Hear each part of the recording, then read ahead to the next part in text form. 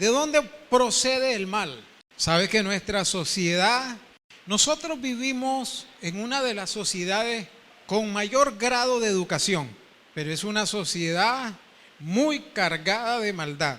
Nunca antes en la historia se ha llegado a tantos niveles de educación como los que vivimos hoy. Por ejemplo, hace 20, 30 años, ser un bachiller era, wow, por favor, ¿verdad? El bachiller. Hoy, para que a usted a nivel secular, para que lo tomen un poco en serio, medio serio, usted necesita tener una maestría, para que lo puedan ver con cierto grado de seriedad. No hablamos solamente de doctorado ahora hablamos de postdoctorado.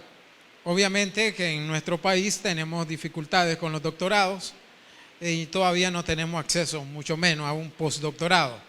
Pero es paradójico que en la sociedad en que vivimos, una sociedad con altos niveles de educación, vivimos también en una sociedad con altos índices de maldad. La maldad no proviene de Dios, nunca ha venido la maldad de Dios. Dios, en su esencia, por su naturaleza y por su esencia, Dios es bueno. Por definición, Dios es bueno. Por naturaleza, Dios es bueno, lo cual significa que Dios nunca hace algo malo. Dios nunca hace algo para dañarnos, para desbaratarnos. No, Dios por naturaleza es bueno.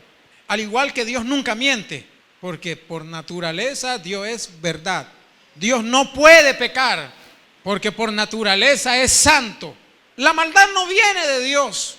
La maldad nace en el corazón de uno de los ángeles más privilegiados, hoy conocido como Satanás.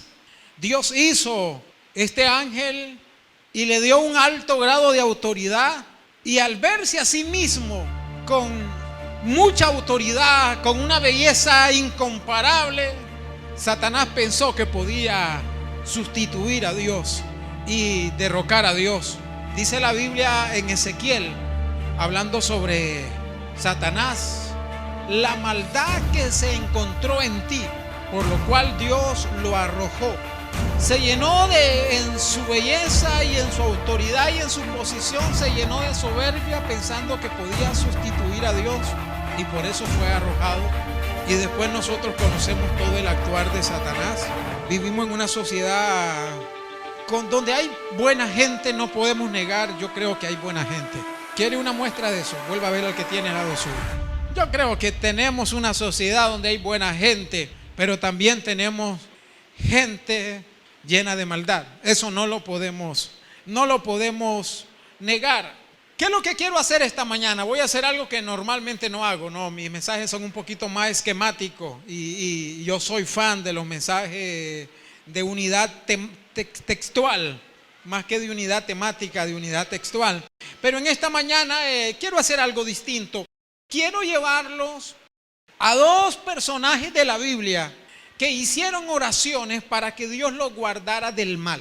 Y después de ver a esos dos personajes que oraron para que Dios los guardara del mal, quiero llevarlos 3 versículos donde Jesús se pronuncia, para que nosotros podamos ver acerca de lo que Jesús enseñó acerca del mal. Y voy a finalizar llevándole a 2 bellas promesas que tenemos en la Biblia para nosotros, relacionado a que Dios nos guarda del mal.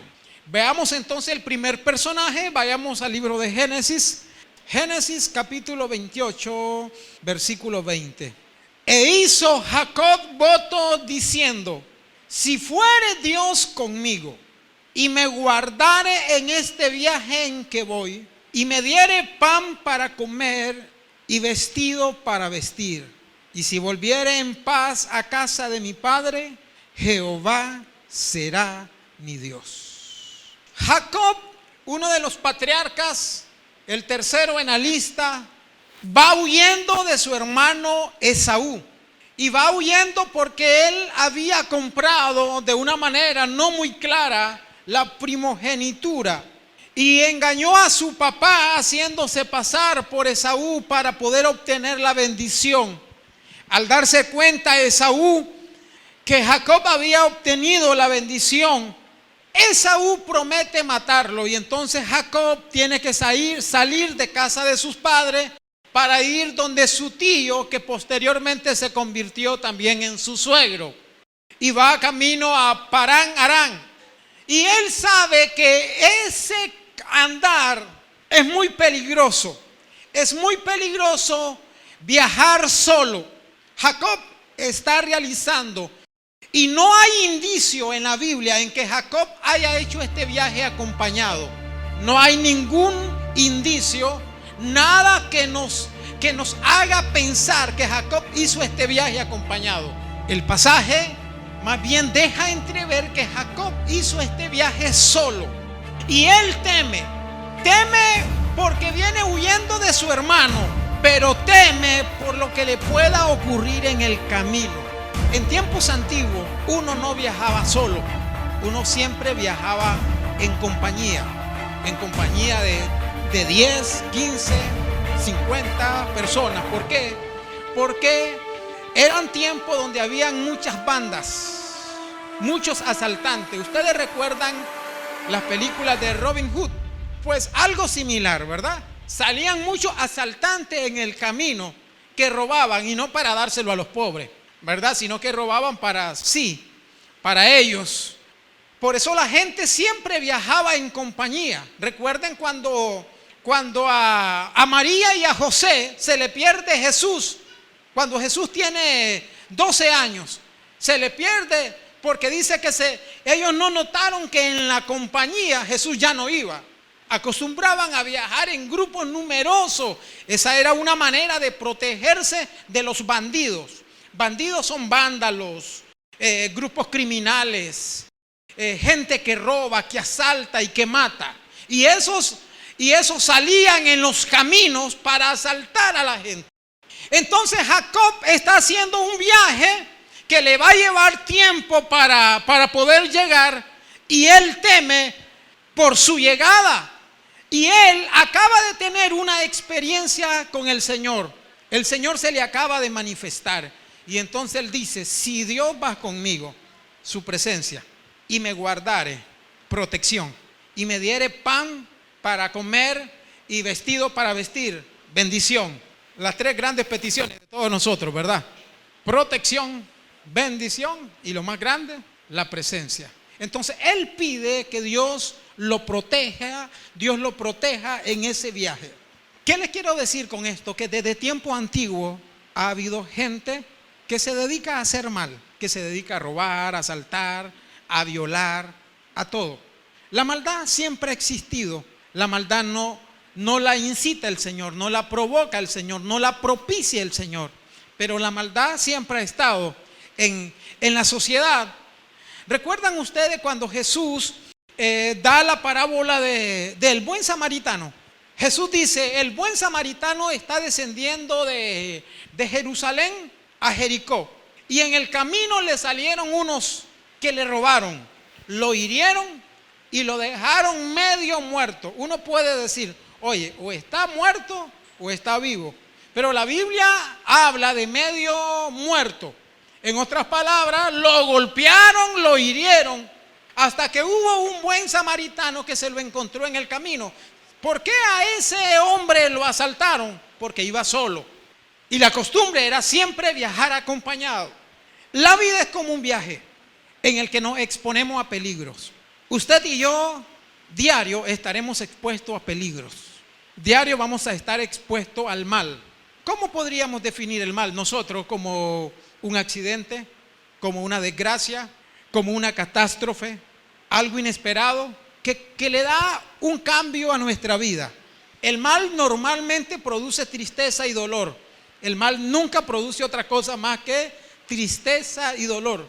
Y nosotros en este viaje de la vida vamos a estar expuestos al mal, a malas intenciones de la gente, a acciones que nosotros no buscamos, pero que ocurren. Y lo que nosotros necesitamos, al igual que Jacob, la presencia. Jacob pidió por la presencia, pidió por la protección y pidió por la bendición. Pero yo quiero hacer énfasis en la protección. En esta vida usted y yo necesitamos la protección de Dios. De otra manera no vamos a poder salir ilesos. Un día de esto platicaba con Winston y le digo, oye, no me había percatado, pero ya tengo 43 y por pura misericordia de Dios, en 43 años nunca he estado en un hospital. Sí, yo he ido a hospitales a visitar a gente cualquier cantidad de veces. He estado en sala de emergencia viendo entrar todo tipo, pero que yo haya ido a un hospital a pasar consulta porque estoy enfermo, hasta el día de hoy voy invicto. Pero dicen que los robles cuando van es uno solo. Por pura misericordia de Dios, Dios ha sido bueno y nos ha guardado en este viaje en que vamos. Usted debe ver la vida como un viaje. Porque ¿qué es la vida? La vida no es algo temporal. En realidad nuestra verdadera existencia empieza hasta que uno muere. Pero mientras estamos acá y uno se aferra a todo lo que la tierra nos da y lo que la gente nos da, usted y yo necesitamos la protección del Señor. Usted y yo necesitamos que Dios nos guarde.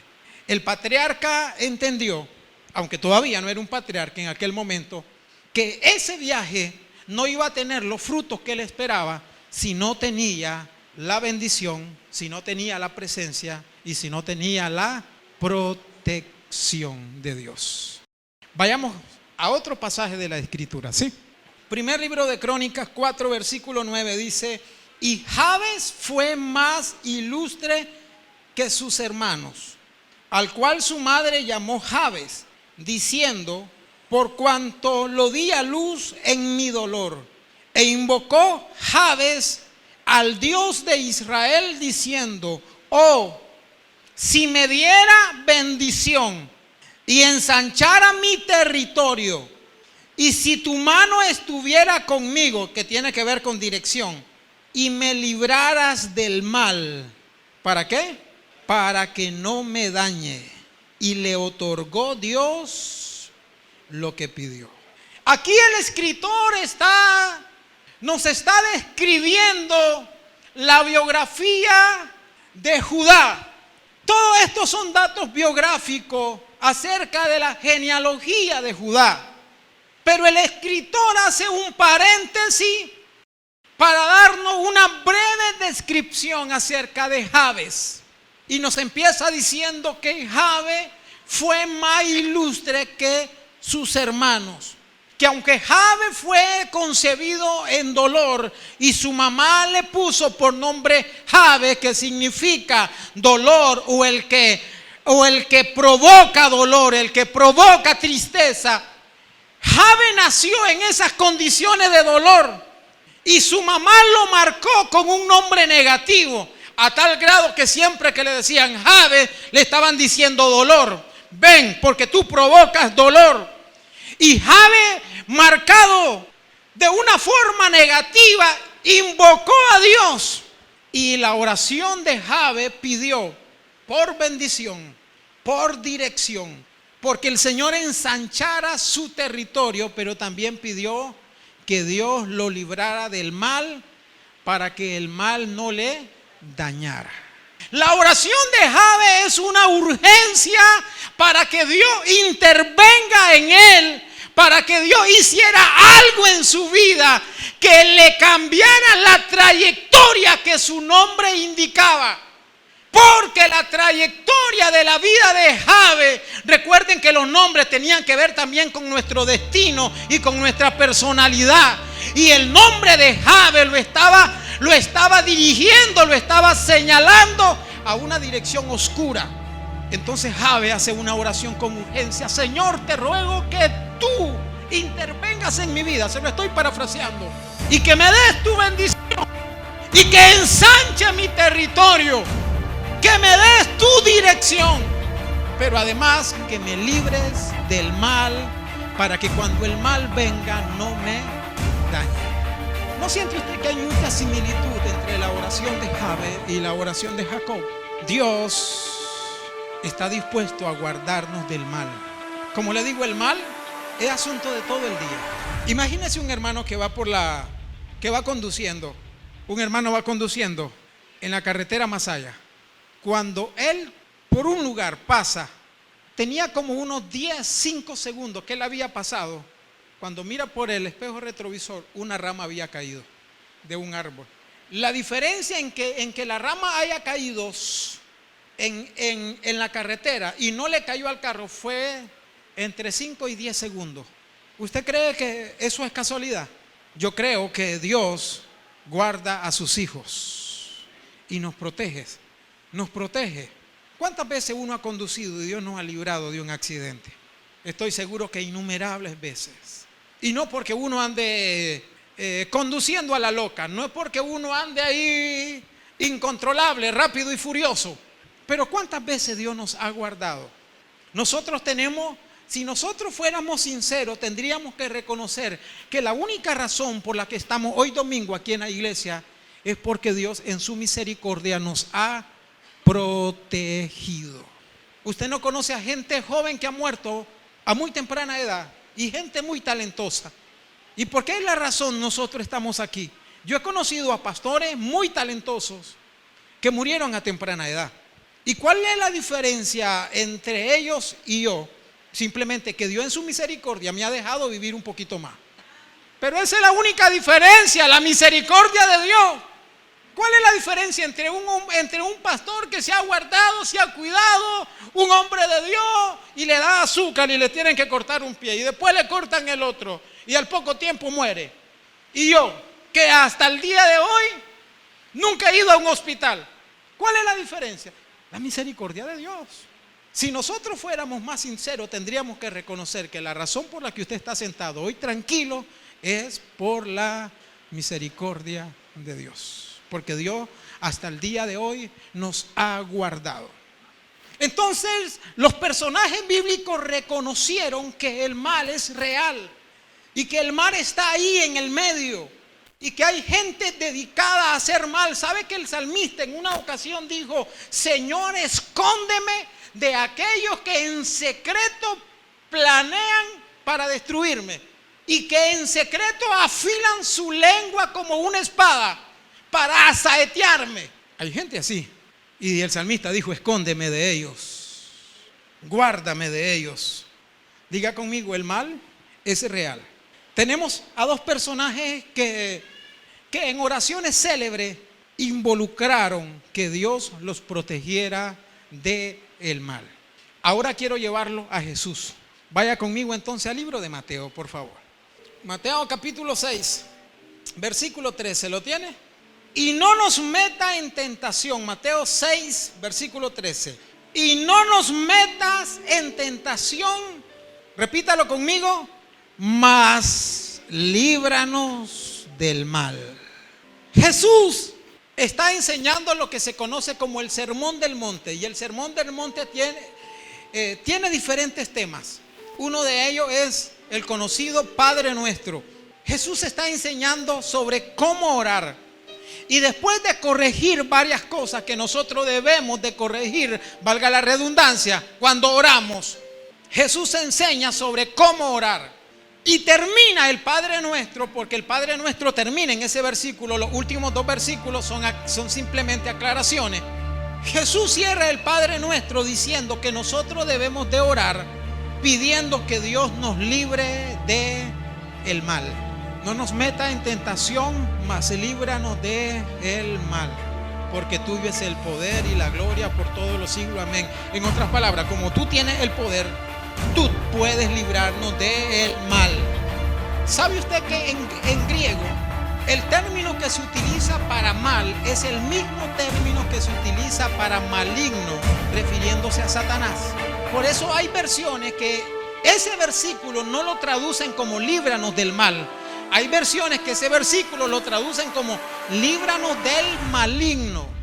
Y ha habido discusiones teológicas acerca de cuál es la mejor traducción, si líbranos del mal o líbranos del maligno. Y como no hay consenso, los teólogos más balanceaditos creen que debemos de aceptar las dos acepciones del término, líbranos del mal o líbranos del maligno, como una alusión a Satanás. Porque en todo el Nuevo Testamento el término que se utiliza ahí en griego es el mismo que siempre se utiliza para referirse a Satanás. Mal y maligno o maldad es lo mismo. Jesús está enseñando sobre cómo orar y nos enseña que cuando oremos debemos de pedir: el pan nuestro de cada día, dánoslos hoy. El problema es que nosotros nos quedamos nada más con el pan nuestro de cada día. Y Jesús enseñó que no solamente debemos de pedir el pan nuestro cada día, sino que también debemos de pedir que Dios nos guarde del mal. ¿Cuántas veces nosotros oramos y siempre solo pensamos en bendición y se nos olvida orar por protección? ¿Sabe cuál era la razón por la que Satanás no podía tocar a Job y a su familia? Porque cuando los hijos de Job hacían banquetes, Job decía: no vaya a ser que estos chavalos hayan pecado. Por cualquier cosa los llamaba, los mandaba a llamar y les exigía: cada uno va a santificarse. Job, como una manera preventiva, no vaya a ser que estos chavalos hayan hecho algo que haya ofendido a Dios, y entonces como una manera preventiva les obligo a que se santifique. Pero además Job presentaba cada mañana sacrificio por sus hijos, y a esos sacrificios le ponía nombre. Este sacrificio es por fulano, este por fulano, y este a cada sacrificio le ponía un nombre de sus hijos. ¿Qué es lo que estaba él generando con esa oración? Una protección. Por eso el maligno no le tocaba. El maligno le tocó hasta que Dios le dijo: ok, te lo cedo. Hay gente que dice: Pedro, sí, Pedro negó a Jesús. ¿A quién no va a negar a Jesús? Si el Señor le dice: ok, te lo cedo, tócalo. Por eso Jesús le dijo: Pedro, Satanás te ha pedido para zarandearte, pero yo he rogado para que tu fe no falte, y siendo restaurado confirme a la iglesia. Nosotros debemos de hacer oraciones, tomar tiempo en nuestras oraciones, para que Dios alrededor nuestro ponga un vallado, una muralla, una protección. Cuando los padres oran por los hijos, cuando uno ora por su matrimonio, cuando uno ora por su casa, Dios sin duda alguna va a poner alrededor nuestro una protección. Sin embargo, la mayor parte de nosotros los cristianos, gran parte de nuestra oración solamente se enfoca en bendición. Y los patriarcas no solamente pidieron por bendición, también pidieron por protección. Y Jesús, en la enseñanza más importante para la vida cristiana, porque el sermón del monte, la enseñanza más importante para la vida cristiana, el sermón del monte es la base para la vida cristiana. Y Jesús en esa base deja claro que nosotros debemos aprender a orar, y que nuestra oración debe incluir que Dios Padre nos proteja de todo mal. Vaya conmigo a otro versículo, siempre de lo que Jesús mencionó. Por favor, el libro de Juan, San Juan 17, versículo 15. No ruego que los quites del mundo, sino que los guarde ¿de qué? Del mal. Jesús no solamente enseñó sobre que debemos orar para que el Padre nos guarde, sino que también en su oración. ¿Sabe que Jesús hizo muchas oraciones de las cuales no tenemos el registro de su contenido? La Biblia dice: y Jesús subió y oró, y pasó Jesús toda la noche orando, pero no nos dice del contenido de esa oración. Una que otra, en el Getsemaní nos dice lo que Jesús dijo en esa oración. Y esta es una de las pocas oraciones que la Biblia nos dice acerca del contenido de lo que Jesús dijo en esa oración. Y en esta oración Jesús está orando por los discípulos y le dice: Padre, no los quites del mundo, pero te pido que los guardes del mal. Si eso no fuera importante, yo personalmente creo que Jesús ni lo hubiera enseñado en el Padre Nuestro, ni hubiera orado. Porque ¿sabe qué son nuestras oraciones? Es más, usted quiere conocer a una persona, escuche su oración. Usted quiere conocer a una persona, deténgase a escuchar su oración y se va a dar cuenta. Nuestras oraciones dicen mucho acerca de nosotros. Y si las oraciones dicen mucho acerca de nosotros, en esta oración, que son de las pocas que se describen en la Biblia, Jesús dice: Padre, no te pido que a esto que me lo diste y que lo he amado, lo he guardado, le he enseñado tu palabra, te pido que no los quites del mundo, pero que los guardes del mal. Solamente Dios nos puede guardar del mal, de una enfermedad, de un accidente, de una tragedia. Solamente el Señor nos puede guardar. Jesús pidió que nosotros fuéramos guardados del mal. Y termino con Jesús, siempre en el Sermón del Monte, Mateo 6. Mateo 6:34. Así que no os afanéis por el día de mañana, porque el día de mañana traerá su afán. Basta a cada día su propio mal. Jesús está enseñando en el Sermón del Monte siempre que no debemos afanarnos, porque hay gente que se afana, vive quemando neurona. No ha almorzado hoy y está pensando cómo va a almorzar mañana. Un tiempo a la vez. ¡Hala! ¿Y qué voy a comer mañana? Tranquilo, busque cómo comer hoy y mañana se resuelve.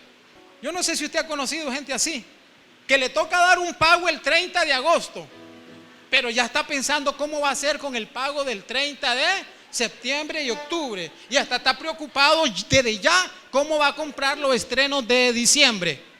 Y Jesús dice: tranquilo, Dios sabe que ustedes tienen necesidad. No quemen neuronas, no se afanen, porque cada día trae su propio mal. ¿Qué significa? Que hoy me levanto y debo estar seguro que el día de hoy trae su mal, trae sus propios problemas, sus propias dificultades, pero también mañana traerá su propio mal y pasado mañana traerá su propio mal. En otras palabras, con el nacimiento de un nuevo día, ese día también trae sus propias dificultades, trae su propio mal. Trate de lidiar con el mal que tiene hoy. Por el de mañana no se preocupe, pero es que de seguro va a haber otro mal mañana. Sin embargo, la Biblia dice que la misericordia de Dios son nuevas cada mañana. En otras palabras, cada día tenemos dos cosas nuevas. Cada día tenemos dos cosas nuevas. Un nuevo mal, pero también tenemos nuevas misericordias. Y las misericordias de Dios son para que podamos enfrentar el mal del nuevo día.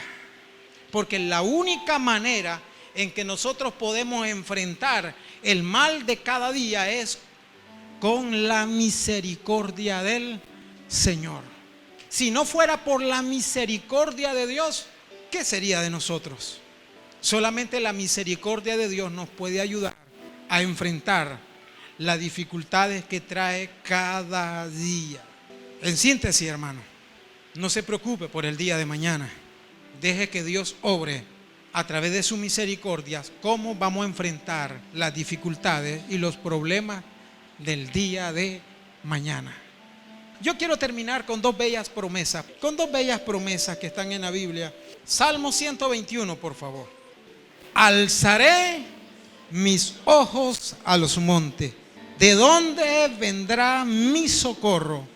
Mi socorro viene de Jehová, que hizo los cielos y la tierra. No dará tu pie al resbaladero, ni se dormirá el que te guarda. He aquí, no se adormecerá, ni dormirá el que guarda a Israel. Jehová es tu guardador. Jehová es tu sombra a tu mano derecha. El sol no te fatigará de día, ni la luna de noche. Léalo conmigo fuerte el versículo 7. Jehová te guardará de algún mal.